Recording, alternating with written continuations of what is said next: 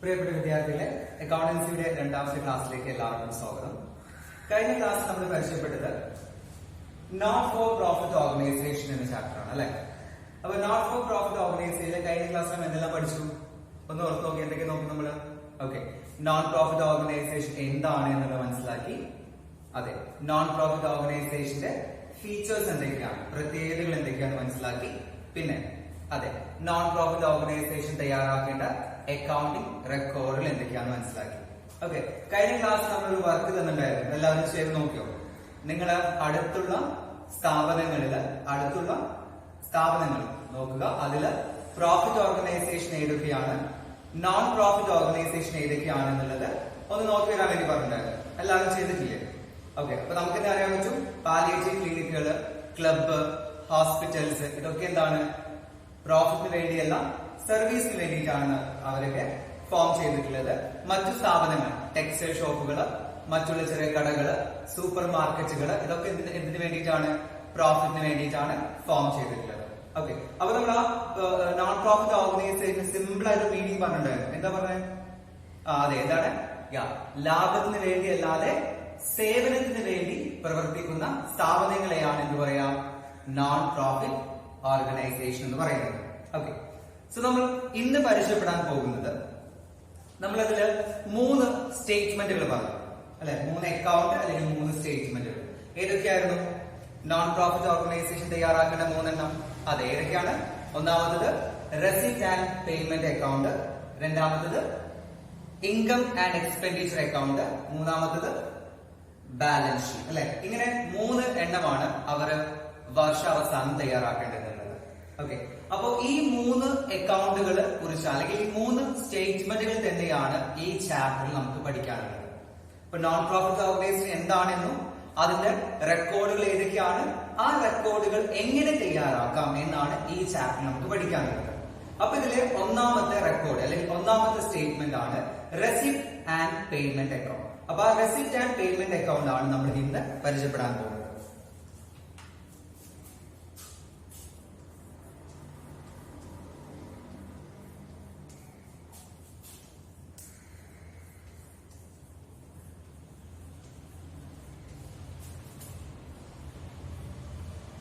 Okay, അപ്പൊ നമ്മൾ ഇന്ന് പരിചയപ്പെടാൻ പോകുന്ന ടോപ്പിക്കാണ് റെസിപ്റ്റ് ആൻഡ് പേയ്മെന്റ് അക്കൗണ്ട് എന്നുള്ളത്.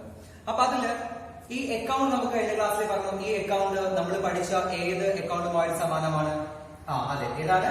Cash book. നമ്മൾ പഠിച്ച ക്യാഷ് ബുക്കിൽ നമ്മൾ എന്താണോ റെക്കോർഡ് ചെയ്തിരുന്നത് അതേ കാര്യങ്ങൾ തന്നെയാണ് നമ്മൾ എന്ത് റെക്കോർഡ് ചെയ്യുന്നത്? Receipt and payment account record ചെയ്യുന്നത്. അപ്പൊ ക്യാഷ് ബുക്കിൽ നമ്മൾ എന്താ റെക്കോർഡ് ചെയ്തത്? ക്യാഷിന്റെ റെസിപ്റ്റും ക്യാഷിന്റെ പേയ്മെന്റ്സുമാണ് റെക്കോർഡ് ചെയ്യുന്നത്, അല്ലെ? ക്യാഷിന്റെ റെസിപ്റ്റും ക്യാഷിന്റെ പേയ്മെന്റുമാണ്. അതേ കാര്യങ്ങൾ തന്നെയാണ് റെസിപ്റ്റ് ആൻഡ് പേയ്മെന്റ് അക്കൗണ്ട് നമ്മൾ റെക്കോർഡ് ചെയ്യാൻ പോകുന്നത്. ആ ടേം ഉദ്ദേശിക്കുന്ന പോലെ തന്നെയാണ് റെസിപ്റ്റ്, പേയ്മെന്റ്. എന്ത് റെസിപ്റ്റ് ആണ്? യെസ്, ക്യാഷ് റിസീവ് ചെയ്തതും അതുപോലെ പേയ്മെന്റ് ആകുമ്പോൾ ക്യാഷ് പേ ചെയ്ത കാര്യങ്ങൾ. അപ്പോ ക്യാഷിന്റെ പേയ്മെന്റും റെസിപ്റ്റും റെക്കോർഡ് ചെയ്യുന്ന ഒരു അക്കൗണ്ട് ആണ് ഇത് റെസിപ്റ്റ് ആൻഡ് പേയ്മെന്റ് അക്കൗണ്ട് എന്നുള്ളത്. സിമ്പിൾ ആയിട്ട് ഇതിന്റെ മീനിങ് കൊടുക്കുകയാണെങ്കിൽ it includes all cash receipt and cash payment. എന്താ പറയാ? It includes all receipt and cash payments. എല്ലാ ക്യാഷ് റെസിപ്റ്റും എല്ലാ ക്യാഷ് പേയ്മെന്റും ഉൾക്കൊള്ളുന്ന ഒരു അക്കൗണ്ട് ആണ് ഇത് receipt and payment account. Okay, it is a summary of cash book. It is a summary of cash book. എന്താ പറയുന്നത്? It is a summary of cash book. Cash ബുക്കിന്റെ ഒരു സമ്മറിയാണ്. സമ്മറി എന്ന് പറയാനുള്ള കാരണം എന്ന് വെച്ചാൽ നമുക്കറിയാം, ക്യാഷ് ബുക്ക് അല്ലെങ്കിൽ ക്യാഷ് അക്കൗണ്ട് നമ്മൾ എന്താണ് ഡേറ്റ് വൈസ് ആണ് എഴുതാം. ഓരോ ഡേറ്റ് ഇട്ടിട്ട് അതാത് ഡേറ്റിൽ നടന്ന കാര്യങ്ങളാണ് നമ്മൾ ക്യാഷ് ബുക്കിൽ അല്ലെങ്കിൽ ക്യാഷ് അക്കൗണ്ട് നമ്മൾ റെക്കോർഡ് ചെയ്യും. എന്നാൽ റെസിപ്റ്റ് ആൻഡ് പേയ്മെന്റ് അക്കൗണ്ട് എടുക്കുകയാണെങ്കിൽ ഇത് സമ്മറിയാണ്. ഓരോ ഡേറ്റിലല്ല, വർഷ അവസാനമാണ് തയ്യാറാക്കുന്നത്. അപ്പൊ നമ്മള് ഇപ്പോ സാലറിക്ക് നമ്മൾ എന്താണ് ഏപ്രിൽ കൊടുക്കുന്നുണ്ട്, മെയ്, ജൂൺ, ജൂലൈ, ഓരോ മാസവും നമ്മൾ സാലറി കൊടുക്കുന്നുണ്ടാവാം. ക്യാഷ് ബുക്കിലാണെങ്കിൽ ഇത് ഓരോ തവണ ഏപ്രിൽ കാണിച്ചിട്ടുണ്ടാവും, ഒരു തവണ മെയിൽ കാണിച്ചിട്ടുണ്ടാവും, ജൂണിൽ, ഓരോ മാസവും കാണിച്ചിട്ടുണ്ടാവും. എന്നാൽ റെസിപ്റ്റ് ആൻഡ് പേയ്മെന്റ് അക്കൗണ്ട് എടുക്കുകയാണെങ്കിൽ സാലറി എന്ന് പറയുന്നതാണ് ഒറ്റ പേര് ഉണ്ടാവും. ഈ 12 മാസത്തിൽ സമ്മറി ആയിട്ട് ഒറ്റ എമൗണ്ട് ആയിട്ടാണ് കാണിക്കുക. അതുകൊണ്ടാണ് എല്ലാ റെസിപ്റ്റും എല്ലാ പേയ്മെന്റും റെസിപ്റ്റ് ആൻഡ് പേയ്മെന്റ് അക്കൗണ്ടിൽ എങ്ങനെ ഉണ്ടാവുള്ളൂ സമ്മറി ഫോമിൽ മാത്രമേ ഉണ്ടാവുള്ളൂ. ഓക്കെ, അപ്പൊ അതുകൊണ്ടാണ് ഇത് എന്ത് പേര് വിളിക്കുന്നത്? It is a summary of cash book എന്നുള്ളത്. It is a summary of cash book. അപ്പൊ നമ്മള് റെസിപ്റ്റ് ആൻഡ് പേയ്മെന്റ് അക്കൗണ്ട് എന്താണെന്നാണ് പറഞ്ഞത്? It include all receipt and all payments. രണ്ടാമത്തെ പോയിന്റ് പറഞ്ഞതാണ് it is a summary of cash book. Cash ബുക്കിന്റെ സമ്മറി ആണ് ഇത് റെസിപ്റ്റ് ആൻഡ് പേയ്മെന്റ് അക്കൗണ്ട്. അപ്പൊ നമ്മൾ പറഞ്ഞു കഴിഞ്ഞത് റെസിപ്റ്റ് ആൻഡ് പേയ്മെന്റ് അക്കൗണ്ട് എന്താണെന്ന് പറഞ്ഞു. എന്താണ്? ക്യാഷിൽ റെസിപ്റ്റും പേയ്മെന്റും റെക്കോർഡ് ചെയ്യുന്ന ഒരു അക്കൗണ്ട് ആണ് നമ്മൾ എന്ത് പറയുന്നത്? Receipt and payment account. ഇത് ഇയർ എൻഡിലാണ് നമ്മൾ തയ്യാറാക്കുക. ഇയർ എൻഡിലാണ്, അല്ലാതെ ഡെയിലി റൊട്ടീൻ അല്ല, ഓരോ ദിവസം തയ്യാറാക്കുന്നതല്ല, വർഷാവസാനം. അതുകൊണ്ട് അതിനെ സമ്മറി എന്ന് പറയുന്നത്. ചുരുക്കമാണ് അത്. ഓരോ വർഷത്തെ കഴിഞ്ഞ കാര്യങ്ങളിൽ ഒരു ചുരുക്കം മാത്രമാണ് നമ്മൾ കാണിക്കുന്നത്. നമ്മൾ അടുത്ത പഠിക്കാൻ പോകുന്നത് ഫീച്ചേഴ്സ് ആണ്. ഈ റെസിപ്റ്റ് ആൻഡ് പേയ്മെന്റ് അക്കൗണ്ടിന്റെ പ്രത്യേകതകൾ, ഫീച്ചേഴ്സ് എന്തൊക്കെയാണെന്നുള്ളത് നമുക്ക് നോക്കാം. ഓരോന്നും എന്തൊക്കെയാണെന്നുള്ളത്. ഒന്നാമത്തെ പോയിന്റ് പറയുന്നത് it is a real account എന്നുള്ളത്. It is a real account. നമ്മൾ പഠിക്കുന്നുണ്ട്, പ്ലസ് വൺ നമ്മൾ പഠിച്ചു കഴിഞ്ഞ ഒരു കാര്യമാണ്. അക്കൗണ്ടിൽ 3 ക്ലാസിഫിക്കേഷൻസ് ഉണ്ട് അല്ലെ? Real account, personal account, nominal account. Real account എന്ന് പറയുന്നതാണ് നമ്മളെ കൈവശമുള്ള കാര്യങ്ങൾ, അതായത് അസറ്റ്, ക്യാഷ് അല്ലെ, നമ്മുടെ ഓൺ പ്രോപ്പർട്ടീസ്. അപ്പൊ നമുക്ക് നമ്മുടെ സ്വന്തമായിട്ട് എന്തൊക്കെയുണ്ടോ അത്തരം കാറ്റഗറിയാണ് നമ്മൾ ഏത് വരിക? Real account. അപ്പോ റെസിപ്റ്റ് ആൻഡ് പേയ്മെന്റ് അക്കൗണ്ട് എന്നാണ് റിയൽ അക്കൗണ്ട് പെട്ട കാറ്റഗറിയാണ്. കാരണം എന്താണ്? ഇത് ക്യാഷ് കൈകാര്യം ചെയ്യുന്ന അക്കൗണ്ട് ആണ്. ക്യാഷ് എന്താണ്? നമ്മുടേതാണ്. അതുകൊണ്ട് റെസിപ്റ്റ് ആൻഡ് പേയ്മെന്റ് അക്കൗണ്ട് എന്താണ്? ഒരു റിയൽ അക്കൗണ്ട് ആണ്. ഇതാണ് ഒന്നാമത്തെ ഫീച്ചർ. രണ്ടാമത് നോക്കുകയാണെങ്കിൽ summary of cash flow. Receipt and payment account എന്താണ്? ഇതൊരു സമ്മറിയാണ്. എന്തിന്റെ? ക്യാഷ് ബുക്കിന്റെ സമ്മറിയാണ്. നമ്മൾ ആദ്യമേ പറഞ്ഞു, ക്യാഷ് ബുക്കിലെ കാര്യങ്ങൾ ചുരുക്ക രൂപത്തിൽ കാണിക്കുന്ന ഒരു സ്റ്റേറ്റ്മെന്റ് ആണ് ഇത് റെസിപ്റ്റ് ആൻഡ് പേയ്മെന്റ് അക്കൗണ്ട് എന്നത്. അപ്പൊ അതുകൊണ്ട് എന്താണ് രണ്ടാമത്തെ point? It is A summary of cash book എന്നുള്ളത്. മൂന്നാമത്തെ point it begins with opening cash. ഈ ഒരു അക്കൗണ്ട് നിങ്ങൾ വരയ്ക്കുമ്പോൾ, ഈ ഒരു അക്കൗണ്ട് നിങ്ങൾ സ്റ്റാർട്ട് ചെയ്യുമ്പോൾ അതിന്റെ സ്റ്റാർട്ടിംഗ് ഐറ്റം എന്തായിരിക്കും? It begins with opening cash. Opening cash ആയിരിക്കും ഇതിന്റെ ഫസ്റ്റ് ഐറ്റം, ആദ്യത്തെ ഐറ്റം എന്നത്. നാലാമത്തെ point it ends with closing cash. ഇത് ഈ അക്കൗണ്ട് അവസാനിക്കുന്നത് ഏതിലായിരിക്കും? ക്ലോസിംഗ് ക്യാഷ് വെച്ചിട്ടായിരിക്കും. അപ്പൊ ഇത് തുടങ്ങുന്നത് എന്താണ്? ഓപ്പണിംഗ് ക്യാഷ് വെച്ചിട്ട്, ഇത് എൻഡ് ചെയ്യുന്നത് വെച്ചിട്ടാണ് ക്ലോസിംഗ് ക്യാഷ് വെച്ചിട്ട്. അപ്പൊ ഓപ്പണിംഗും ക്ലോസിംഗും തന്നെയാണ് ക്യാഷിന്റെ എമൗണ്ടിനെയാണ് സൂചിപ്പിക്കുന്നത് എന്നാണ്. അഞ്ചാമത്തെ point it includes all capital and revenue items. ഇതില് ക്യാപിറ്റൽ ഐറ്റംസും റവന്യൂ ഐറ്റംസും ഉൾപ്പെടുന്നുണ്ട് എന്നുള്ളത്. അപ്പൊ ക്യാപിറ്റൽ ഐറ്റംസും റവന്യൂ ഐറ്റംസും എന്താണെന്നുള്ളത് നമ്മൾ അടുത്ത ടോപ്പിക്കായിട്ട് പരിചയപ്പെടാം. അപ്പോ ഈ ഒരു അഞ്ചാമത്തെ പോയിന്റ് പറയുന്നത് ഇതില് ക്യാപിറ്റൽ ഐറ്റംസും ഉൾപ്പെടുന്നുണ്ട്, റവന്യൂ ഐറ്റംസും ഉൾപ്പെടുന്നുണ്ട് എന്നുള്ളതാണ് അഞ്ചാമത്തെ പോയിന്റ്. ആറാമത്തെ പോയിന്റ് പറയുന്നത് all receipts are debited and all payments are credited. നമുക്കറിയാം ഇതൊരു അക്കൗണ്ട് ആണ്. അക്കൗണ്ട് നമ്മൾ പഠിച്ചിട്ടുള്ളതാണ് ടി ഷേപ്പ് ആണ് അല്ലെ? ഒരു ടി ആകൃതിയാണ്. ഡെബിറ്റ് സൈഡ് ഉണ്ടാവും, ക്രെഡിറ്റ് സൈഡ് ഉണ്ടാവും. അപ്പോ ഡെബിറ്റ് സൈഡ് റെക്കോർഡ് ചെയ്ത ഐറ്റംസ് എന്താണ്? റെസിപ്റ്റ്. അപ്പൊ പേര് പോലെ തന്നെ റെസിപ്റ്റ് ആൻഡ് പേയ്മെന്റ് അക്കൗണ്ട് എന്നുള്ളതാണ്. അതുകൊണ്ട് ഡെബിറ്റ് സൈഡിൽ കാണിക്കേണ്ടത് എന്താണ്? റെസിപ്റ്റിലാണ്. എല്ലാ റെസിപ്റ്റും എന്ത് ചെയ്യണം? ഡെബിറ്റ് ചെയ്യണം. എല്ലാ പേയ്മെന്റും എന്ത് ചെയ്യണം? ക്രെഡിറ്റ് ചെയ്യണം. സിമ്പിൾ ആയിട്ട് നമുക്ക് മനസ്സിലാക്കാൻ പറ്റുന്ന ഒരു അക്കൗണ്ട് ആണ് ഇത് റെസിപ്റ്റ് ആൻഡ് പേയ്മെന്റ് അക്കൗണ്ട് എന്നുള്ളത്. ഇതൊരു റിയൽ അക്കൗണ്ട് ആണ്. പിന്നെന്താ പറഞ്ഞത്? ഇത് ക്യാഷ് ബുക്കിന്റെ ഒരു സമ്മറി ഫോം ആണ്, ഒരു സമ്മറി രൂപമാണിത്. ഇത് തുടങ്ങുന്നത് ബാലൻസ് ഓഫ് ക്യാഷ് വെച്ചിട്ടാണ്. ഇത് അവസാനിക്കുന്നതാണ് ക്ലോസിംഗ് ബാലൻസ് ഓഫ് ക്യാഷ് ആണ്. ഇതിലെന്താണ്? ക്യാപിറ്റൽ ഐറ്റംസും റവന്യൂ ഐറ്റംസും ഉൾപ്പെടുന്നുണ്ട്. ലാസ്റ്റ് പോയിന്റ് ഇതിന്റെ ഡെബിറ്റ് സൈഡില് റെസിപ്റ്റും ക്രെഡിറ്റ് സൈഡില് പേയ്മെന്റുമാണ് കാണിക്കുന്നത്. ഓക്കെ. അപ്പൊ നമ്മൾ നേരത്തെ നമ്മൾ ആ ഫീച്ചേഴ്സിൽ കാര്യം പറഞ്ഞിട്ടുണ്ടായിരുന്നു, ക്യാപിറ്റൽ ആൻഡ് റവന്യൂ ഐറ്റംസ് എന്നുള്ള അല്ലെ? റെസിപ്റ്റ് ആൻഡ് പേയ്മെന്റ് അക്കൗണ്ടിൽ ക്യാപിറ്റൽ ഐറ്റംസും റവന്യൂ ഐറ്റംസും ഉൾപ്പെടുന്നു പറഞ്ഞിട്ടുണ്ടായിരുന്നു. അപ്പൊ അതിനെ കുറിച്ചാണ് നമ്മുടെ അടുത്ത ടോപ്പിക് എന്നുള്ളത്. Receipt and payment classified as. ആ റെസിപ്റ്റ് ആൻഡ് പേയ്മെന്റുകൾ ഏതൊക്കെയാണ് എന്നുള്ളത് നമുക്ക് 4 ഐറ്റംസ് ആണ് നമുക്ക് പരിചയപ്പെടാനുള്ളത്. ഒന്ന് റവന്യൂ റെസിപ്റ്റ് അതായത് റെസിപ്റ്റ് തന്നെ രണ്ടെണ്ണം ഉണ്ട്. റവന്യൂ റെസിപ്റ്റ് അതുപോലെ തന്നെയാണ് ക്യാപിറ്റൽ റെസിപ്റ്റ്. രണ്ടും റെസിപ്റ്റ് ആണ്, വ്യത്യാസം എന്ന് നമുക്ക് പഠിക്കാം. മൂന്നും നാളെ നോക്കുകയാണെങ്കിൽ റവന്യൂ പേയ്മെന്റ്, ക്യാപിറ്റൽ പേയ്മെന്റ്, ഇത് രണ്ടും എന്താണ്? രണ്ട് പേയ്മെന്റുകളാണ്. അപ്പോ റെസിപ്റ്റ് ആൻഡ് പേയ്മെന്റില് റെസിപ്റ്റ് രണ്ടെണ്ണം ഉണ്ട്. റവന്യൂ റെസിപ്റ്റും ക്യാപിറ്റൽ റെസിപ്റ്റ്. അതുപോലെ പേയ്മെന്റ് നോക്കുകയാണല്ലോ, റവന്യൂ പേയ്മെന്റ് ഉണ്ട്, ക്യാപിറ്റൽ പേയ്മെന്റ് ഉണ്ട്. അപ്പൊ ഈ നാലും നമുക്ക് എന്ത് ചെയ്യാൻ പറ്റും? വളരെ ഈസി ആയിട്ട് നമുക്ക് പഠിച്ചെടുക്കാൻ പറ്റും. നിങ്ങൾ നോക്കേണ്ടത് ഇവിടെ കാണുന്ന വാക്കുകൾ കണ്ടല്ലോ, റിക്കറിംഗ്, റെഗുലർലി, അതുപോലെ ബെനിഫിറ്റ്സ്. റിക്കറിംഗ് എന്ന് പറഞ്ഞാൽ ആവർത്തിച്ചു വരുന്നവയാണ്. റിക്കറിംഗ് എന്ന് പറഞ്ഞാൽ ആവർത്തിച്ചു വരുന്നവ. റെഗുലർലി തുടർച്ചയായിട്ട്, അല്ലെങ്കിൽ അത് എന്താണ് ഉദ്ദേശിക്കുന്നത്? ആവർത്തിക്കുന്നത് എന്നാണ്. അപ്പോ ഈ റിക്കറിംഗും റെഗുലർലി ഉദ്ദേശിക്കുന്നത് എന്താണ്? ആവർത്തിക്കുക, അല്ലെ? വീണ്ടും വീണ്ടും വരുന്നത്. ഒരു എക്സാമ്പിൾ പറയുകയാണെങ്കിൽ സാലറി. സാലറി എങ്ങനെ? ഒരു വർഷത്തിൽ ഒന്നേ ഉണ്ടാവുള്ളൂ? അല്ല, അല്ലെ? മാസം മാസം ഉണ്ടായിരിക്കും. ഓക്കെ. അതുപോലെ നമ്മൾ സപ്പോസ് നമ്മളൊരു വാടകയിലാണ് നിൽക്കുന്നതെങ്കിൽ വാടക എങ്ങനെയാണ്? മാസം മാസം കൊടുക്കേണ്ടി വരും. കറണ്ട് ബില്ല്, അല്ലെ? ഇലക്ട്രിസിറ്റി ബില്ല് എങ്ങനെയാണ്? അതും എന്താണ്? ഒറ്റത്തവണയല്ല, ഒന്നിലധികം തവണ ഉണ്ടാവും. അപ്പൊ അതാണ് റിക്കറിംഗ് അല്ലെങ്കിൽ റെഗുലർലി. ആവർത്തന സ്വഭാവമുള്ള അത്തരം കാര്യങ്ങൾ നമുക്ക് പറയാം റിക്കറിംഗ്, റെഗുലർലി, തുടർച്ചയായിട്ട് വീണ്ടും വീണ്ടും ഉണ്ടാവുന്നത്. ഓക്കെ. ബെനിഫിറ്റ് എന്ന് പറഞ്ഞാൽ അതിന്റെ എന്താണ്? നമുക്ക് എന്ത് പറയാം? അതിന്റെ ബെനിഫിറ്റ് ലഭിക്കുന്നത്, അല്ലെ? അതിന്റെ ഉപയോഗം. ഓക്കെ. അപ്പൊ ഈ രണ്ട് വാക്കുകള് നമ്മളവിടെ എടുത്തു വെച്ചിട്ടുണ്ട്. ഇനി നമ്മൾ നോക്കാം ഇവിടെ revenue receipt and capital receipt. നിങ്ങൾ നോക്കാം, റെസിപ്റ്റ് എന്ന് പറഞ്ഞാൽ എന്താ? ലഭിക്കുക, കിട്ടുക എന്നുള്ളത്. ഓക്കെ. അപ്പൊ അവിടെ നമ്മൾ ഈ റെസിപ്റ്റിനെ, ഈ റവന്യൂ റെസിപ്റ്റിനെ റിക്കറിംഗുമായിട്ട് കണക്ട് ചെയ്യുന്നു. ഏതെങ്കിലും ഒരു റെസിപ്റ്റ് ഇത് റിക്കറിംഗ് നാച്ചർ ആണെങ്കിൽ, അതായത് ഏതെങ്കിലും ഒരു റെസിപ്റ്റ് ആവർത്തന സ്വഭാവമുള്ളതാണെങ്കിൽ അത്തരം റെസിപ്റ്റുകളെ വിളിക്കുന്ന പേരാണിത് റവന്യൂ റെസിപ്റ്റ്, അല്ലേ? എന്താണ് പറഞ്ഞത്? ഏതൊരു റെസിപ്റ്റ് ആണോ ആവർത്തിച്ച് ആവർത്തിച്ച് ലഭിച്ചുകൊണ്ടിരിക്കുന്നത് അത്തരം റെസിപ്റ്റുകളെയാണ് നമുക്ക് പേര് വിളിക്കുക റവന്യൂ റെസിപ്റ്റ് എന്നുള്ളത്. എക്സാമ്പിൾ പറയുകയാണെങ്കിൽ നമ്മൾ അഡ്മിഷൻ ഫീ,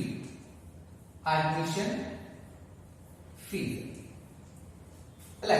നമ്മളിപ്പോ ക്ലബിൽ അഡ്മിറ്റ് ചെയ്യാണ്, അല്ലെങ്കിൽ ക്ലബിൽ നമ്മൾ ജോയിൻ ചെയ്യാൻ പോവാണ്. അവിടെ എന്താണ്? അഡ്മിഷൻ ഫീസ് ഉണ്ടായിരിക്കും. ഓക്കെ. അപ്പൊ അഡ്മിഷൻ ഫീസ് എങ്ങനെയാ? റെഗുലറിലാണ്, അല്ലെ? ഇടക്കിടക്ക് ഉണ്ടാവും, അല്ലെ? കൊല്ലത്തിൽ ഒരിക്കലാണ് ഉണ്ടാവുക? അല്ല, ഇടക്കിടക്ക് ആളുകളെ ചേരാം. എന്താണ്? അതൊരു റിക്കറിംഗ് നാച്ചർ ആണെന്ന് അർത്ഥം. അപ്പോ അത്തരം റെസിപ്റ്റുകളെയാണ് നമുക്ക് പേര് വിളിക്കാം റവന്യൂ റെസിപ്റ്റ്. എന്താണ്? ആവർത്തിച്ച് ലഭിക്കുന്ന റെസിപ്റ്റ് ആണോ? അതായത് ഒരു റെസിപ്റ്റ് അതെങ്ങനെയാണ്? വീണ്ടും വീണ്ടും കിട്ടാറുണ്ട്, ഇടയ്ക്കിടെ കിട്ടാറുണ്ട്. അത്തരം റെസിപ്റ്റുകളെയാണ് നമ്മൾ പേര് വിളിക്കാം റവന്യൂ റെസിപ്റ്റ് എന്ന് വിളിക്കുന്നത്. എക്സാമ്പിൾ ആണെന്ത്? അഡ്മിഷൻ ഫീസ് എന്നുള്ളത്. ഓക്കെ. അതുപോലെ നമ്മൾ ഓൾറെഡി പറഞ്ഞു, ഇതൊരു നോൺ പ്രോഫിറ്റ് ഓർഗനൈസേഷൻ ആണ്. ഇങ്ങനത്തെ സ്ഥാപനങ്ങളുടെ ഏറ്റവും വലിയ ഒരു സോഴ്സ് ഓഫ് ഇൻകം, വരുമാന മാർഗമാണ് ഇത് ഡൊണേഷൻ, സംഭാവന എന്നുള്ളത്. ഈ സംഭാവന എങ്ങനെയാ? ഒരു വർഷത്തിൽ ഒരിക്കലും കിട്ടുള്ളൂ? അല്ല, നമുക്ക് എന്താണ്? പല തവണകളായിട്ട് ഇടയ്ക്കിടെ കിട്ടാറുണ്ട്, അല്ലെ? അപ്പോ ആ ഒരു എന്താ പറയാ ഡൊണേഷൻ, സംഭാവനയും നമുക്ക് എന്തായിട്ട് കണക്കാക്കാം? റവന്യൂ റെസിപ്റ്റ് ആണ്. കാരണം എന്താ? അത് ഇടയ്ക്കിടെ കിട്ടിക്കൊണ്ടിരിക്കും. എന്താണത്? റിക്കറിംഗ് ആണ്, അല്ലെങ്കിൽ എന്താണ്? റെഗുലർലി. അപ്പോ ഏതൊരു റെസിപ്റ്റ് ആണോ ആവർത്തിച്ച് ലഭിക്കുന്നത് അതിനെയാണ് നമ്മൾ എന്ത് പേര് വിളിക്കുക? റവന്യൂ റെസിപ്റ്റ് എന്നുള്ളത്. രണ്ടാമത് ക്യാപിറ്റൽ റെസിപ്റ്റ്.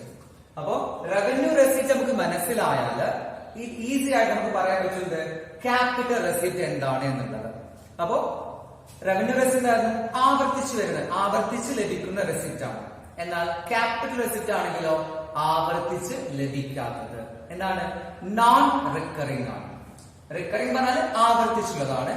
നോൺ റിക്കറിംഗ് ആവർത്തിച്ച് വരാത്തത്. അതായത് അത്തരം ഒരു റെസിപ്റ്റ് എന്താണ്? ഇടയ്ക്കിടെ ഒന്നും കിട്ടിക്കൊണ്ടിരിക്കില്ല. ഫോർ എക്സാമ്പിൾ, നമ്മുടെ ആവശ്യത്തിന് വേണ്ടി, നമ്മുടെ സ്ഥാപനത്തിന്റെ ആവശ്യത്തിന് വേണ്ടി നമ്മൾ എന്ത് ചെയ്യുന്നു? ഒരു ലോൺ എടുക്കുന്നു. ലോൺ എങ്ങനെ നമ്മൾ എല്ലാ വർഷവും ഓരോ മാസമൊക്കെ എടുത്തുകൊണ്ടിരിക്കുമോ? ഇല്ല, അല്ലെ? നമുക്ക് ഒരു വർഷത്തിൽ ഒന്നേക്ക് നമ്മൾ എടുക്കാറുണ്ട്, ചാൻസ് ഉണ്ട്. ലോണൊക്കെ നമ്മൾ അത്തരം ചാൻസ് എടുക്കും. അപ്പൊ അങ്ങനെ ലോൺ എന്താണ്? നമുക്ക് പണം ലഭിച്ചില്ലേ? നമ്മൾ എമൗണ്ട് റിസീവ് ചെയ്തു, പക്ഷെ എന്തല്ല, അത് റിക്കറിംഗ് സ്വഭാവമുള്ളതല്ല, ആവർത്തന സ്വഭാവമുള്ളതല്ല. അപ്പോ ഏതൊരു റെസിപ്റ്റ് ആണോ ആവർത്തന സ്വഭാവം ഇല്ലാത്തത് അത്തരം റെസിപ്റ്റിനെയാണ് നമ്മൾ എന്ത് പേര് വിളിക്കാം? ക്യാപിറ്റൽ റെസിപ്റ്റ് എന്ന് വിളിക്കാം. അല്ലെങ്കിൽ നമുക്ക് ഒരു കാര്യം ബെനിഫിറ്റുമായി കണക്ട് ചെയ്താണ് പറയാൻ പറ്റും. എന്താന്ന് വെച്ചാൽ ഏതൊരു റെസിപ്റ്റ് നമുക്ക് ഈ വർഷമാണ് റെസിപ്റ്റ് ലഭിക്കുന്നത്, അതിന്റെ പ്രയോജനം എന്താണ്? വരും വർഷങ്ങളിലും കിട്ടിക്കൊണ്ടിരിക്കും അല്ലെ? ലോൺ എടുത്തു കഴിഞ്ഞാൽ വരും വർഷങ്ങളിൽ എന്താണ് അതിന്റെ പ്രയോജനം നമുക്ക് എന്താണ് ലഭിച്ചുകൊണ്ടിരിക്കും എന്നുള്ളത്. അപ്പോ ക്യാപിറ്റൽ റെസിപ്റ്റ് രണ്ടുമായിട്ടും കണക്ട് ചെയ്ത് പറയാം. ഏറ്റവും സിമ്പിൾ ആയി നമുക്ക് ഈ ഒരു റിക്കറിംഗിന്റെ ആ ടേം വെച്ച് നിങ്ങൾ ആലോചിച്ചാൽ മതി. ആവർത്തിച്ചു വരാത്ത റെസിപ്റ്റുകളെയാണ് നമ്മൾ എന്ത് പേര് വിളിക്കുക? ക്യാപിറ്റൽ റെസിപ്റ്റ് എന്ന പേര് നമ്മൾ വിളിക്കുന്നത്. അപ്പോ റവന്യൂ റെസിപ്റ്റ് ആയി, ക്യാപിറ്റൽ റെസിപ്റ്റുമായി. ഇനി 3ഉം 4ഉം അതായത് എന്താണ്? പേയ്മെന്റിനെ കുറിച്ചാണ് പറയുന്നത്. റവന്യൂ പേയ്മെന്റ് ഉണ്ട്, ക്യാപിറ്റൽ പേയ്മെന്റ് ഉണ്ട്. രണ്ട് പേയ്മെന്റ് പറഞ്ഞു നമ്മള്. റവന്യൂ പേയ്മെന്റ് ഉണ്ട്, ക്യാപിറ്റൽ പേയ്മെന്റ് ഉണ്ട്. നേരത്തെ പഠിച്ച അതേ കാര്യവുമായിട്ട് ഇതിനെ കണക്ട് ചെയ്യാം. എന്താണ്? നമുക്ക് നോക്കാം. ഇവിടെ റവന്യൂ പേയ്മെന്റ് റിക്കറിംഗ് ആ ടേമുമായി നമുക്ക് കണക്ട് ചെയ്ത് നോക്കാം. എന്താണ്? ആവർത്തിച്ച് നൽകേണ്ട ഒരു പേയ്മെന്റ് ആണെങ്കിൽ, ഏതൊരു പേയ്മെന്റ് ആണോ ആവർത്തിച്ച് നൽകേണ്ടത്, അത്തരം ആവർത്തന സ്വഭാവമുള്ള ഒരു പേയ്മെന്റ് ആണെങ്കിൽ അത് നമുക്ക് എന്താണ്? റവന്യൂ പേയ്മെന്റ് ആണ്. നമ്മൾ നേരത്തെ എക്സാമ്പിൾ പറഞ്ഞു. സാലറി, റെന്റ്, ഇലക്ട്രിസിറ്റി ബില്ല്, ഇതൊക്കെ എന്താണ്? നമ്മൾ ആവർത്തിച്ച് ചെയ്യേണ്ട ചില പേയ്മെന്റുകളാണ്. ഇങ്ങനെ ആവർത്തന സ്വഭാവമുള്ള പേയ്മെന്റുകളെയാണ് നമ്മൾ എന്ത് പേര് വിളിക്കാം? റവന്യൂ പേയ്മെന്റ് എന്ന് വിളിക്കാം. അപ്പൊ ക്യാപിറ്റൽ പേയ്മെന്റ് എന്തായിരിക്കും? അതെ, എന്താണ്? ആവർത്തന സ്വഭാവം ഇല്ലാത്ത പേയ്മെന്റുകളെയാണ് നമ്മൾ എന്ത് പേര് വിളിക്കാം? ക്യാപിറ്റൽ പേയ്മെന്റ് എന്ന് വിളിക്കാം. ഓക്കെ, ക്യാപിറ്റൽ പേയ്മെന്റ് നമുക്ക് എക്സാമ്പിൾ ആയിട്ട് പറയാൻ പറ്റും. നമ്മുടെ എന്താ പറയാ, നമ്മുടെ ക്ലബിലേക്ക് നമ്മൾ എന്ത് ചെയ്യുന്നു? ഒരു ടേബിൾ പർച്ചേസ് ചെയ്യുന്നു, അല്ലെങ്കിൽ നമ്മൾ ക്ലബിലേക്ക് ഒരു TV വാങ്ങുന്നു നമ്മൾ, അല്ലെങ്കിൽ ക്ലബിലേക്ക് ഒരു കമ്പ്യൂട്ടർ സിസ്റ്റം നമ്മൾ പർച്ചേസ് ചെയ്യുന്നു. അപ്പൊ ഇതേതായാലും എന്താണ്? ഒറ്റ തവണ ചെയ്യും. ഓരോ TV ഓരോ ദിവസം വാങ്ങും നമ്മൾ, ഓരോ ആഴ്ചയിലും ഒക്കെ വാങ്ങും? ഇല്ല, അതൊക്കെ ഒരു തവണ ഉണ്ടാവുള്ളൂ. അങ്ങനെ ഏതൊരു പേയ്മെന്റ് ആണോ റിക്കറിംഗ് നാച്ചർ അല്ലാത്തത് അത്തരം പേയ്മെന്റ് ആണെന്ത്? Capital payment. ഏതൊരു പേയ്മെന്റ് ആണോ ആവർത്തിച്ചു വരുന്നത് അത്തരം പേയ്മെന്റ് ആണെന്ത്? റവന്യൂ പേയ്മെന്റ് എന്നുള്ളത്. ഓക്കെ, അപ്പൊ നമ്മള് റെസിപ്റ്റ് ആൻഡ് പേയ്മെന്റുകളെ 4 ക്ലാസിഫിക്കേഷൻ ആയി തിരിച്ചു. Revenue receipt, capital receipt, revenue payment, capital payment, 4 category. ഏറ്റവും സിമ്പിൾ ആയി നമ്മൾ മനസ്സിലാക്കി. റിക്കറിംഗ് എന്നുള്ള ആ ടേം ഉപയോഗിച്ച് നമുക്ക് പെട്ടെന്ന് നമുക്ക് മനസ്സിലാക്കാൻ പറ്റും. എന്താണ്? റവന്യൂ റെസിപ്റ്റ് എന്ന് പറഞ്ഞാൽ റിക്കറിംഗ് ആണ്, അതായത് ആവർത്തിച്ചു വരുന്ന റെസിപ്റ്റുകളെയാണ് നമ്മൾ എന്ത് പറയാ? റവന്യൂ റെസിപ്റ്റ് എന്ന് പറയാം. ആവർത്തിച്ച് ലഭിക്കാത്ത റെസിപ്റ്റുകളെ നമ്മൾ എന്ത് പറയാം? ക്യാപിറ്റൽ റെസിപ്റ്റ് എന്ന് പറയുന്നത്. Next revenue payment. ഏതൊരു പേയ്മെന്റ് ആണോ ആവർത്തിച്ച് നൽകേണ്ടത് അത്തരം പേയ്മെന്റുകളെയാണ് നമുക്ക് പേര് വിളിക്കാം? റവന്യൂ പേയ്മെന്റ് എന്ന് വിളിക്കാം. ക്യാപിറ്റൽ പേയ്മെന്റ് എന്ന് പറഞ്ഞാൽ അത് പേയ്മെന്റ് ആണ്, പക്ഷെ എന്താണ്? റിക്കറിംഗ് ആയിരിക്കില്ല, നോൺ റിക്കറിംഗ് ആയിരിക്കും. ഇനി ക്യാപിറ്റൽ പേയ്മെന്റ് നമുക്ക് എന്ത് ചെയ്യാം? ബെനിഫിറ്റുമായിട്ട് കണക്ട് ചെയ്യാം. ഏതൊരു പേയ്മെന്റ് ആണോ പേയ്മെന്റ് നടത്തിയിട്ടുണ്ട് അതിന്റെ ബെനിഫിറ്റ്, അതിന്റെ പ്രയോജനം നമുക്ക് എന്താണ്? വരും വർഷങ്ങളിൽ ലഭിക്കുമെങ്കിൽ, ഒരു ചെലവിന്റെ പ്രയോജനം വരും വർഷങ്ങളിലും ലഭിക്കുമെന്നുണ്ടെങ്കിൽ അത്തരം പേയ്മെന്റ് നമുക്ക് എന്ത് പേര് വിളിക്കാം? Capital payment. അത് നമ്മൾ നേരത്തെ പറഞ്ഞു. നമ്മൾ എന്തെങ്കിലും ഒരു TV വാങ്ങിച്ചത് ഈ വർഷമാണ്, അത് നമുക്ക് എന്ത് ചെയ്യാം? വരും വർഷങ്ങളിൽ ഉപയോഗിക്കാം അല്ലെ? വരും വർഷം നമ്മളത് ഉപയോഗിക്കുന്നില്ല. അപ്പൊ എന്താണ്? ക്യാപിറ്റൽ പേയ്മെന്റ് ആണെന്നുള്ളത്. അപ്പൊ ഈ 4 പോയിന്റ് ഓക്കെ ആണല്ലോ. Revenue receipt, capital receipt, revenue payment, capital payment. Okay, ഇനി നമ്മൾ ഈ non for profit organisation use ചെയ്യുന്ന കുറച്ച് ടേംസുകൾ അല്ലെ, നമുക്കൊന്ന് പരിചയപ്പെടാം. നമ്മുടെ അക്കൗണ്ടിംഗിൽ കുറെ ടേംസുകൾ പരിചയപ്പെട്ടിട്ടുണ്ട്. Asset, liability, capital, drawings, purchase, sales അല്ലെ. അതുപോലെ ആ ടേംസ് നമുക്ക് ഓൾറെഡി ആവശ്യമുള്ളതാണ്. അതിന് പുറമെ എന്താണ് കുറച്ച് ടേംസ് നമ്മൾ എന്താണ് ഒന്ന് പുതുതായിട്ട് ഇവിടെ അല്ലെങ്കിൽ ഈ അക്കൗണ്ടുകൾ നമ്മൾ യൂസ് ചെയ്യേണ്ട കുറച്ച് പുതിയ പദങ്ങൾ നമ്മളൊന്ന് പരിചയപ്പെടാം. നോക്കാം നമുക്ക് ഓരോ എന്തൊക്കെയാണെന്നുള്ളത്. ഒന്നാമതായിട്ടുള്ള ടേമാണ് സബ്സ്ക്രിപ്ഷൻ എന്നുള്ളത്. ഒന്നാമത്തെ ടേമാണ് സബ്സ്ക്രിപ്ഷൻ, വരിസംഖ്യ എന്നുള്ളത്. നമുക്കറിയാം നമ്മുടെ വരിസംഖ്യ അടക്കുന്നത് നമ്മുടെ എന്താ പറയാ പള്ളികളിലോ അല്ലെങ്കിൽ ടെമ്പിൾസുകളിലോ ഒക്കെ എന്താണ് വരിസംഖ്യ അടക്കാറുണ്ട് നമ്മൾ, അതായത് അവിടെ വരിക്കാരാണെന്നുള്ളത്. ഓക്കെ, ഇതേപോലെ നമുക്ക് എന്താണ് ഇവിടെ സബ്സ്ക്രിപ്ഷൻ ഉദ്ദേശിക്കുന്നത് ഒരു ക്ലബിലെ മെമ്പർ, ഒരു നോൺ പ്രോഫിറ്റ് ഓർഗനൈസേഷനിലെ മെമ്പർ ഓരോ വർഷവും അടക്കേണ്ട തുകയെയാണ് നമ്മൾ എന്ത് പേര് വിളിക്കാം? സബ്സ്ക്രിപ്ഷൻ എന്നുള്ളത്.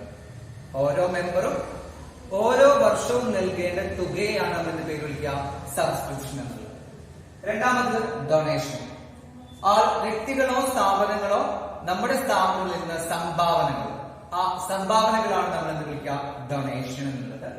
ഡൊണേഷൻ ഇവിടെ രണ്ട് തരമുണ്ട്. ജനറൽ ഡൊണേഷൻ ഉണ്ട്, സ്പെസിഫിക് ഡൊണേഷൻ ഉണ്ട്. ജനറൽ ഡൊണേഷൻ എന്ന് പറഞ്ഞാൽ അത് എന്ത് പർപ്പസിന് വേണ്ടി നമുക്ക് ഉപയോഗിക്കാം, അത് കോമൺ ആണ്. ഏത് ആവശ്യം വേണ്ടി നമുക്ക് എന്ത് ചെയ്യാൻ പറ്റും? ആ തുക നമുക്ക് ഉപയോഗപ്പെടുത്താൻ പറ്റും. സ്പെസിഫിക് ഡൊണേഷൻ ആണെങ്കിലോ എന്ത് ആവശ്യത്തിന് വേണ്ടിയാണോ നമുക്ക് നൽകിയത് ആ ആവശ്യത്തിന് വേണ്ടി മാത്രമേ എന്ത് ചെയ്യാൻ പാടുള്ളൂ, അത് ഉപയോഗിക്കാൻ പാടുള്ളൂ എന്നുള്ളതാണ്. ഓക്കെ, മൂന്നാമത്തെ ഐറ്റമാണ് ലെഗസി. ലെഗസി എന്ന് പറഞ്ഞാല് നമ്മൾ ഉപയോഗിക്കാറുണ്ട്, നമ്മുടെ എന്താ പറയാ, ഇസ്ലാമിക് പരമായിട്ട് പറയാറുണ്ട് വസിയത്ത് ചെയ്യാന്നുള്ളത്. അതായത് എന്റെ കാലശേഷം എന്റെ സ്വത്ത് വകകൾ എന്താണ് ഇന്ന സ്ഥാപനത്തിലേക്കാണ് എന്ന് പറയാറില്ല, വസിയത്ത് ചെയ്യാന്നൊക്കെ പറയാറുണ്ട് അല്ലെ. അപ്പൊ അതേപോലെ എന്താണ്, ഒരു മരണപ്പെട്ട ഒരാളുടെ വിൽ പത്രപ്രകാരം, ഒരു മരിച്ച ആളുടെ വിൽ പത്രപ്രകാരം ലഭിക്കുന്ന തുക, വസ്തു എന്തു തന്നെയാവാം, അത്തരം ഐറ്റംസിനെ വിളിക്കുന്ന പേരാണെന്ന് ലെഗസി. ഓക്കെ, ഒരാളുടെ മരണശേഷം ലഭിക്കുന്ന, മരണശേഷം അയാളുടെ വിൽ പത്രപ്രകാരം ലഭിക്കുന്ന വസ്തുവോ ക്യാഷിനോയാണ് നമ്മൾ എന്ത് പേര് വിളിക്കാം? ലെഗസി. അടുത്തത് എൻട്രൻസ് ഫീ. എൻട്രൻസ് ഫീ എന്ന് പറഞ്ഞാൽ നമ്മുടെ ക്ലബിലേക്കോ അല്ലെങ്കിൽ നോൺ പ്രോഫിറ്റ് ഓർഗനൈസേഷൻ ഒരു പുതിയ ഒരു മെമ്പർ ജോയിൻ ചെയ്യുകയാണെങ്കിൽ, ഒരു പുതിയ ആള് ജോയിൻ ചെയ്യുകയാണെങ്കിൽ അയാൾ നൽകേണ്ട ഫീസ് ആണെന്ന് എൻട്രൻസ് ഫീ. നിങ്ങൾക്ക് അറിയാവുന്നതാണ്, പേയ്മെന്റ് എൻട്രൻസ് ഫീ. അപ്പൊ ജോയിൻ ചെയ്യുമ്പോൾ അടക്കേണ്ട ആ തുകയാണ് നമ്മൾ പേര് വിളിക്കുക? എൻട്രൻസ് ഫീ എന്ന് വിളിക്കാം. അടുത്തത് ലൈഫ് മെമ്പർഷിപ്പ് ഫീ. നമ്മൾ എൻട്രൻസ് ഫീ എന്ന് പറഞ്ഞാൽ ഓരോ തവണ അടക്കണം അല്ലെ. നമുക്കറിയാം അത് വർഷാവർഷം അങ്ങനെ അടച്ചുകൊണ്ടിരിക്കണം. അതായത് പുതുക്കൽ എന്ന് പറഞ്ഞത് ഒരു വർഷം കഴിയുമ്പോൾ എന്ത് ചെയ്യണം? അതൊന്ന് പുതുക്കണം. എന്നാൽ ചില ആളുകൾ എന്താണ് ലൈഫ് ടൈം അവർ മെമ്പർ ആകും. ഒരു ബിഗ് എമൗണ്ട് നൽകിയാൽ എന്തായി? Life time member. അപ്പൊ അയാൾക്ക് എന്ത് ചെയ്യേണ്ട ആവശ്യമില്ല, ഓരോ വർഷം എന്ത് ചെയ്യേണ്ട ആവശ്യമില്ല, അയാളുടെ മെമ്പർഷിപ്പ് പുതുക്കേണ്ട ആവശ്യമില്ല. അപ്പൊ അതാണ് നമ്മള് ലൈഫ് മെമ്പർഷിപ്പ് ഫീ എന്ന് പറയുന്നത്. ദെൻ അടുത്തത് ഗ്രാന്റ്. നമ്മളെ ഗവൺമെന്റിൽ നിന്ന് കിട്ടുന്ന സഹായത്തെയാണ് നമ്മുടെ പേര് വിളിക്കാം ഗ്രാന്റ് എന്ന് വിളിക്കാം. നിങ്ങൾ കേട്ടിട്ടുണ്ടാവും, എന്താ പറയാ, നമ്മുടെ ചില സ്ഥാപനങ്ങൾക്ക് ഗവൺമെന്റിൽ നിന്നാണ് അവരുടെ പ്രവർത്തനങ്ങൾക്ക് വേണ്ടിയിട്ട് കുറച്ച് തുക ഗവൺമെന്റ് നൽകാറുണ്ട്. അങ്ങനെ ഗവൺമെന്റ് നൽകുന്ന ആ തുകയെ വിളിക്കുന്ന പേരാണെന്ത്? ഗ്രാന്റ് എന്നുള്ളത്. ദെൻ അടുത്തത് ഹോണററിയം. നമ്മുടെ എന്തെങ്കിലും ക്ലബുകളിൽ പ്രത്യേകമായിട്ട് എന്തെങ്കിലും ഷോ കണ്ടക്ട് ചെയ്യാണ്, അതിലേക്ക് ഒരു ഇനാഗ്രേറ്റ് ചെയ്യാൻ വേണ്ടിയിട്ട്, ഉദ്ഘാടനം ചെയ്യാൻ വേണ്ടി ഒരു വ്യക്തിയെ വിളിക്കുന്നു. ചിലപ്പോൾ അത് സിംഗർ ആവാം, ഡാൻസർ ആവാം, അല്ലെങ്കിൽ വേറെ എന്തെങ്കിലും ഒരു പ്രത്യേക കഴിവുള്ള എന്തെങ്കിലും വ്യക്തികളാവാം. അവർക്ക് നമ്മൾ എന്ത് ചെയ്യാറുണ്ട്? ഒരു തുക നൽകാറുണ്ട് അല്ലെ. അത് ശമ്പളമാണോ? അല്ല, ഒരു തുക നൽകാറുണ്ട്. അങ്ങനെ നൽകുന്ന തുക വിളിക്കുന്ന പേരാണിത് ഹോണറേറിയം എന്നുള്ളത്. അടുത്തത് എൻഡോവ്മെന്റ് ഫണ്ട്. ഒരു സ്ഥിര വരുമാനം നൽകി തരുന്ന ഒരു ഫണ്ടിനെയാണ് നമ്മൾ പേര് വിളിക്കുക എൻഡോവ്മെന്റ് ഫണ്ട് എന്നുള്ളത്. ഒരു സ്ഥിര വരുമാനം ഉണ്ടാക്കി തരുന്ന ഫണ്ടിനെയാണ് നമ്മൾ പേര് വിളിക്കുക എൻഡോവ്മെന്റ് ഫണ്ട് എന്ന് പേര് വിളിക്കാം. അടുത്തത് ക്യാപിറ്റൽ ഫണ്ട്. നമ്മൾ പരിചയപ്പെട്ട് കഴിഞ്ഞ് ക്യാപിറ്റൽ ഫണ്ട് എന്താണുള്ളത്? എന്താണ്? Asset minus liability. അസറ്റ് എന്ന് ലാബിലിറ്റി കുറച്ചാൽ നിൽക്കുന്ന ബാക്കി എമൗണ്ട് ആണ് എന്ന് പറയാം ക്യാപിറ്റൽ ഫണ്ട് എന്ന് പറയുന്നത്. Last item special fund. നമ്മള് സ്പെഷ്യൽ ഡൊണേഷൻ എന്ന് പറഞ്ഞതുപോലെ തന്നെയാണ് സ്പെഷ്യൽ ഫണ്ട്. പ്രത്യേകം ആവശ്യത്തിന് വേണ്ടിയിട്ടുള്ള ഒരു ഫണ്ടാണെന്ത്? Special fund. അത് ആ പർപ്പസിന് വേണ്ടി മാത്രമേ ഉപയോഗിക്കാൻ പാടുള്ളൂ. ഇപ്പൊ എന്താണ്? Tournament fund. അപ്പൊ ആ ടൂർണമെന്റിന് വേണ്ടിയിട്ടാണ്. അല്ലെങ്കിൽ എന്താണ്? Ground fund. അപ്പൊ ഗ്രൗണ്ട് വാങ്ങാൻ വേണ്ടിയ ഫണ്ടാണ്. അല്ലെങ്കിൽ ബിൽഡിംഗ് ഫണ്ട്, ബിൽഡിംഗ് വാങ്ങാൻ വേണ്ടിയിട്ട് ഫണ്ടാണ്. അപ്പൊ അതൊക്കെ ആ പർപ്പസിന് വേണ്ടി മാത്രം ഉപയോഗിക്കാൻ പാടുള്ളൂ. ഓക്കെ, അപ്പൊ ടേംസ് നമുക്ക് ഒരുപാട് പരിചയപ്പെടാം. സബ്സ്ക്രിപ്ഷൻ വരിസംഖ്യയാണ്, ഓരോ വർഷവും മെമ്പേഴ്സ് നൽകേണ്ട തുകയാണ്. ഡൊണേഷൻ വ്യക്തികൾ തരുന്ന സംഭാവനകളാണ്, അത് ജനറൽ ഉണ്ട്, സ്പെസിഫിക് ഉണ്ട്. ലെഗസി മരണശേഷം ലഭിക്കുന്ന തുകയാണ് നമ്മൾ പേര് വിളിക്കുക ലെഗസി എന്ന് വിളിക്കുക. എൻട്രൻസ് ഫീ പുതുതായിട്ട് മെമ്പർ ചേരുമ്പോൾ നൽകേണ്ട തുകയാണിത് entrance fee. Life membership fee എന്ന് പറഞ്ഞാൽ ഒരാള് സ്ഥിരമായി മെമ്പർ ആവാൻ വേണ്ടി തരുന്ന എമൗണ്ട് ആണെന്ത്? ലൈഫ് മെമ്പർഷിപ്പ് ഫീ എന്നുള്ളത്. ഗ്രാന്റ് ഗവൺമെന്റിൽ കിട്ടുന്ന സഹായ എമൗണ്ട് ആണെന്ത്? ഗ്രാന്റ് എന്ന് പറയുന്നത്. ഹോണറേറിയം നമ്മൾ എന്താണ് നൽകുന്നത്? സാലറി പോലെ തന്നെയാണ്, പക്ഷെ നമ്മുടെ എംപ്ലോയി അല്ല, പുറത്തു നിന്ന് ഒരു വ്യക്തിക്ക് നൽകുന്ന എമൗണ്ട് ആണ് എന്ന് പറയാം ഹോണറേറിയം. എൻഡോവ്മെന്റ് ഫണ്ട് സ്ഥിര വരുമാനം ഉണ്ടാക്കി തരുന്ന ഏതൊരു ഫണ്ടിനെയും നമുക്ക് എന്ത് പേര് വിളിക്കാം? എൻഡോവ്മെന്റ് ഫണ്ട് എന്ന് വിളിക്കാം. ക്യാപിറ്റൽ ഫണ്ട് അസറ്റിന് ലാബിലിറ്റി കുറച്ച് ലഭിക്കുന്ന ഭാഗത്തെ നമുക്ക് പറയാം ക്യാപിറ്റൽ ഫണ്ട് എന്ന് പറയാം. സ്പെഷ്യൽ ഫണ്ട് എന്തെങ്കിലും ഒരു പ്രത്യേക ആവശ്യത്തിനുള്ള ഫണ്ടാണ് എന്താണ് ക്യാപിറ്റൽ ഫണ്ട് എന്നുള്ളതാണ്. അപ്പൊ നമ്മൾ ഇതുവരെ നോൺ പ്രോഫിറ്റ് ഓർഗനൈസേഷൻ എന്താന്ന് പറഞ്ഞു, അതുപോലെ റെസിപ്റ്റ് ആൻഡ് പേയ്മെന്റ് അക്കൗണ്ട് എന്താ പറഞ്ഞു, അതിന്റെ ഡീറ്റെയിൽസ് നമ്മൾ പറഞ്ഞു എന്തൊക്കെയാണെന്നുള്ളത്, അതുപോലെ റെസിപ്റ്റ് ആൻഡ് പേയ്മെന്റുകളുടെ ക്ലാസിഫിക്കേഷൻ പറഞ്ഞു, റെസിപ്റ്റ് ആൻഡ് പേയ്മെന്റ് ഏതൊക്കെയാണ് ആ ഡീറ്റെയിൽസ് നമ്മൾ പറഞ്ഞു കഴിഞ്ഞു. ഇനി നമ്മൾ ഡിസ്കസ് ചെയ്യാൻ പോകുന്നത് നമ്മള് രണ്ട് തരം ഓർഗനൈസേഷനെ കുറിച്ച് വന്ന് പരിചയമായി. ഒന്ന് നമ്മൾ കഴിഞ്ഞ വർഷം പഠിച്ച പ്രോഫിറ്റ് ഓർഗനൈസേഷൻ, ലാഭത്തിന് വേണ്ടി പ്രവർത്തിക്കുന്ന സ്ഥാപനങ്ങളാണ്. ഈ വർഷം ഇപ്പൊ നമ്മൾ പഠിച്ചുകൊണ്ടിരിക്കുന്നത് നോൺ പ്രോഫിറ്റ് ഓർഗനൈസേഷൻ, ലാഭത്തിന് വേണ്ടി അല്ലാതെ പ്രവർത്തിക്കുന്ന സ്ഥാപനങ്ങൾ. അപ്പൊ നമുക്കിവിടെ ചെക്ക് ചെയ്യാൻ പോകുന്നത് ഈ രണ്ട് സ്ഥാപനങ്ങൾ തമ്മിലുള്ള വ്യത്യാസങ്ങൾ എന്തൊക്കെയാണെന്നുള്ളതാണ്. പ്രോഫിറ്റ് ഓർഗനൈസേഷനും നോൺ പ്രോഫിറ്റ് ഓർഗനൈസേഷനും തമ്മിലുള്ള വ്യത്യാസങ്ങൾ എന്തൊക്കെയാണെന്നുള്ളത്. പ്രധാനമായിട്ടും നമുക്ക് പെട്ടെന്ന് പറയാൻ പറ്റുന്ന കാര്യമാണ് അവരുടെ പേര് തന്നെയുണ്ട് അല്ലെ. ഒന്ന് പ്രോഫിറ്റ് ഓർഗനൈസേഷൻ, ലാഭത്തിന് വേണ്ടി പ്രവർത്തിക്കുന്ന സ്ഥാപനങ്ങൾ. നോൺ പ്രോഫിറ്റ് ഓർഗനൈസേഷൻ, ലാഭത്തിന് വേണ്ടി അല്ലാതെ പ്രവർത്തിക്കുന്ന സ്ഥാപനങ്ങൾ. ഓക്കെ, അപ്പൊ നമുക്ക് ഇതിന്റെ ഡിഫറൻസ് എന്താണെന്ന് ചെക്ക് ചെയ്തു. ഓക്കെ, നോക്കുക ഇവിടെ difference between profit and non profit organisation. Okay, ഒന്നാമത്തെ ഡിഫറൻസ് എടുക്കുന്നത് മോട്ടീവാണ്, അതായത് എന്ത് ഉദ്ദേശം വെച്ചിട്ടാണ് ഇവർ സ്ഥാപനം തുടങ്ങിയിട്ടുള്ളത്. പ്രോഫിറ്റ് ഓർഗനൈസേഷൻ ആണെങ്കിൽ അവരുടെ ഉദ്ദേശം എന്താണ്? ടു ഏൺ പ്രോഫിറ്റ്, ലാഭം നേടുക എന്നതാണ് ഉദ്ദേശം. എന്നാൽ നോൺ പ്രോഫിറ്റ് ഓർഗനൈസേഷൻ ആണെങ്കിലോ പ്രൊവൈഡ് സർവീസ്, സേവനം ചെയ്യുക എന്നതാണ്. അപ്പോ ഒന്നാമത്തെ ഡിഫറൻസ് നമ്മൾ നേരത്തെ പറഞ്ഞതുപോലെ തന്നെ ഒരാൾക്ക് എന്താണ് ലാഭം നേടുക എന്നതാണ് ഉദ്ദേശം. നോൺ പ്രോഫിറ്റ് ഓർഗനൈസേഷൻ ആണെങ്കിലോ ലാഭമല്ല, സേവനം നൽകുക എന്നതാണ് ഉദ്ദേശം. Provide service to their members. രണ്ടാമത് നോക്കുകയാണെങ്കിൽ സ്റ്റാറ്റസ്, അതായത് അതിലുള്ള ആളുകളുടെ സ്ഥാനം, പദവി നമ്മൾ എങ്ങനെയാ പറയുക. പ്രോഫിറ്റ് ഓർഗനൈസേഷൻ ആണെങ്കിൽ അതിൽ വരുന്ന ആളുകളെ അല്ലെങ്കിൽ അതിന്റെ പദവിയിലുള്ള ആളുകളെ നമ്മൾ എന്താ വിളിക്കുക? ഓണേഴ്സ് അല്ലെ. എന്നാൽ നോൺ പ്രോഫിറ്റ് ഓർഗനൈസേഷൻ ആണെങ്കിലോ നമ്മൾ എന്താ വിളിക്കുക? മെമ്പേഴ്സ് എന്നാണ് വിളിക്കുക. എന്താണ് വിളിക്കുക? മെമ്പേഴ്സ്. അപ്പൊ സ്റ്റാറ്റ്സ് എന്താണ്? പ്രോഫിറ്റ് ഓർഗനൈസേഷൻ ആണെങ്കിൽ അവരെന്താ വിളിക്കുന്നത്? ഓണേഴ്സ് എന്നാണ് വിളിക്കുക. നോൺ പ്രോഫിറ്റ് ഓർഗനൈസേഷൻ ആണെങ്കിൽ അവരെന്താ വിളിക്കുക? മെമ്പേഴ്സ് എന്നാണ് വിളിക്കുക. മൂന്നാമത് ഡിഫറൻസ് റിസൾട്ട്. നമ്മുടെ പ്രോഫിറ്റ് ഓർഗനൈസേഷനിൽ നമ്മുടെ പെർഫോമൻസ് നമ്മൾ എങ്ങനെ അളക്കാം? പ്രോഫിറ്റ് ഓർ ലോസ്, ലാഭം നഷ്ടം, ഈ രണ്ട് വാക്ക് ഉപയോഗിച്ച് നമ്മൾ എന്ത് ചെയ്യാം? റിസൾട്ട് പറയാം അല്ലെ. ഇപ്പൊ പ്രോഫിറ്റ് ഓർഗനൈസേഷൻ ആണെങ്കിൽ റിസൾട്ട് എന്താവാം? ഒന്നുകിൽ പ്രോഫിറ്റ് ആവാം അല്ലെങ്കിലോ ലോസ് ആവാം. രണ്ട് സാധ്യത അല്ലെ, പ്രോഫിറ്റ് ഓർ ലോസ്. ആ രണ്ട് ടേം ആണ് നമ്മൾ യൂസ് ചെയ്യാം. എന്നാൽ നോൺ പ്രോഫിറ്റ് ഓർഗനൈസേഷൻ ആണെങ്കിലോ എന്താ പറയാം? Surplus, deficit. ഈ പ്രോഫിറ്റ് ലോസിന്റെ അതേ ഉപയോഗം തന്നെയാണ്. സർപ്ലസ് എന്ന് പറഞ്ഞാൽ മിച്ചം എന്നുള്ളത്, ഡെഫിസിറ്റ് എന്ന് പറഞ്ഞാൽ കമ്മി എന്നുള്ളത്. ഓക്കെ, ഇവിടെ പ്രോഫിറ്റ് ലോസിന് പകരമായിട്ട് നോൺ പ്രോഫിറ്റ് ഓർഗനൈസേഷൻ നമ്മൾ എന്താ ഉപയോഗിക്കാം? സർപ്ലസ്, ഡെഫിസിറ്റ് എന്ന് പറഞ്ഞ പദമാണ് ഉപയോഗിക്കാനുള്ളത്. നാലാമത് ഡിസ്ട്രിബ്യൂഷൻ ഓഫ് പ്രോഫിറ്റ്. നമ്മൾ നേരത്തെ പറഞ്ഞു ലാഭം ഉണ്ടാവാം. അപ്പോ പ്രോഫിറ്റ് ഓർഗനൈസേഷൻ ആണെങ്കിൽ അതെന്തെയും ആ പ്രോഫിറ്റ് നമ്മൾ എന്തെയും ഡിസ്ട്രിബ്യൂട്ടഡ് എമംഗ് ഓണേഴ്സ്. ഓണേഴ്സ് എന്തെയും നമ്മൾ വീതിച്ചു കൊടുക്കും. അപ്പോ സാധാരണ രീതിയിൽ ഒരു ഓർഗനൈസേഷൻ ആണെങ്കിൽ ലാഭം ഉണ്ടായാൽ നമ്മൾ എന്ത് ചെയ്യും? ഓണേഴ്സ് എന്ത് ചെയ്യും? അത് ഡിസ്ട്രിബ്യൂട്ട് ചെയ്യും, വിതരണം ചെയ്യുമെന്നുള്ളത്. എന്നാൽ നോൺ പ്രോഫിറ്റ് ഓർഗനൈസേഷൻ ആണെങ്കിൽ അങ്ങനെ വല്ല സർപ്ലസ് ഉണ്ടെങ്കിൽ എന്ത് ചെയ്യില്ല? നോട്ട് ഡിസ്ട്രിബ്യൂട്ടഡ്, എന്ത് ചെയ്യില്ല? വിതരണം ചെയ്യില്ല. അപ്പോ പ്രോഫിറ്റ് ഉണ്ടായാൽ അത് ഡിസ്ട്രിബ്യൂട്ട് ചെയ്യോ ഇല്ലയോ, അതാണ് ഒരു വ്യത്യാസം. പ്രോഫിറ്റ് ഓർഗനൈസേഷൻ ആണെങ്കിൽ ഡിസ്ട്രിബ്യൂട്ട് ചെയ്യും എന്നുള്ളത്, നോൺ പ്രോഫിറ്റ് ഓർഗനൈസേഷൻ ആണെങ്കിലോ ഡിസ്ട്രിബ്യൂട്ട് ചെയ്യില്ല എന്നുള്ളത്, അതാണ് ഒരു വ്യത്യാസം.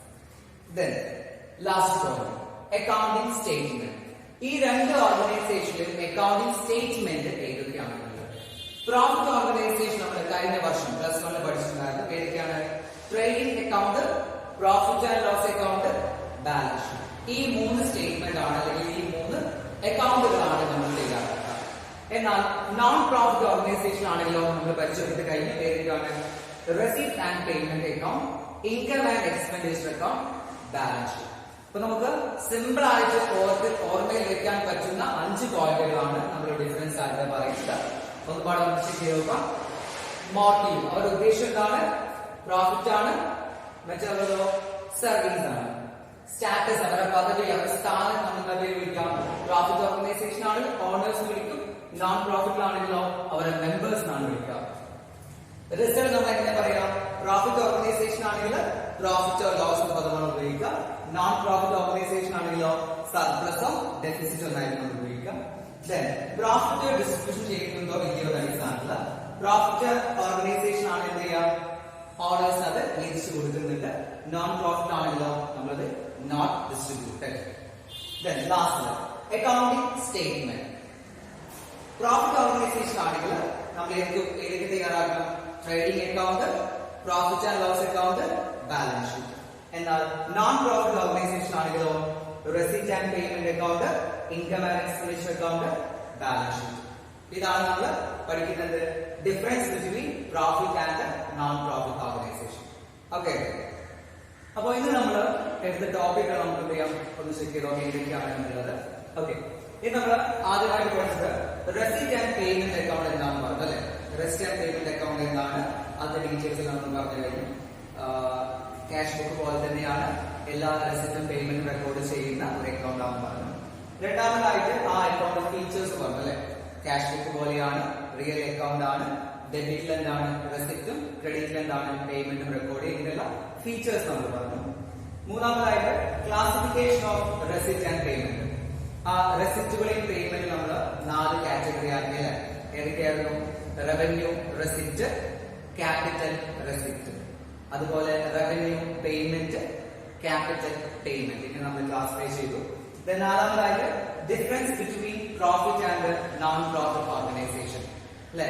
നമ്മൾ സാധാരണ കൊമേഴ്ഷ്യൽ സ്ഥാപനങ്ങളും അല്ലാതെ നോൺ പ്രോഫിറ്റ് സ്ഥാപനങ്ങളും തമ്മിലുള്ള വ്യത്യാസം ഏതൊക്കെയാണെന്ന് പറഞ്ഞു. ഓക്കെ, ഇത്രയും കാര്യങ്ങളാണ് നമ്മൾ ഇന്നത്തെ ടോപ്പിക്. എല്ലാവർക്കും മനസ്സിലായെന്ന് വിശ്വസിക്കുന്നു. ഇനി നിങ്ങൾ ചെയ്യേണ്ട കാര്യം എന്ന് പറഞ്ഞാൽ നമ്മൾ കഴിഞ്ഞ ക്ലാസ്സിൽ പറഞ്ഞ പോലെ നിങ്ങൾ ചെയ്ത വർക്ക് എന്ന് പറഞ്ഞാൽ നിങ്ങൾ കഴിഞ്ഞ വർഷം പഠിച്ചുള്ള കുറെ ചെലവുകളും വരുമാനങ്ങളും എടുക്കുക. അതായത് കുറെ റെസിപ്റ്റും പേയ്മെന്റും എടുക്കാം. ഓക്കെ, കുറെ റെസിപ്റ്റും പേയ്മെന്റും എടുക്കാം. ആ റെസിപ്റ്റ് ആൻഡ് പേയ്മെന്റുകളെ നേരത്തെ പറഞ്ഞ ക്ലാസിഫിക്കേഷനുകൾ ഏതൊക്കെയാണ്? റവന്യൂ റെസിപ്റ്റ് ഏതൊക്കെയാണ്, റവന്യൂ പേയ്മെന്റ് ഏതൊക്കെയാണ്, ക്യാപിറ്റൽ റെസിപ്റ്റ് ഏതൊക്കെയാണ്, ക്യാപിറ്റൽ പേയ്മെന്റ് ഏതൊക്കെയാണ്. ഇങ്ങനെ എന്ത് ചെയ്യാം, ക്ലാസിഫൈ ചെയ്തിട്ട് അടുത്ത ക്ലാസ്സിൽ കാണിക്കാം. Okay, thank you.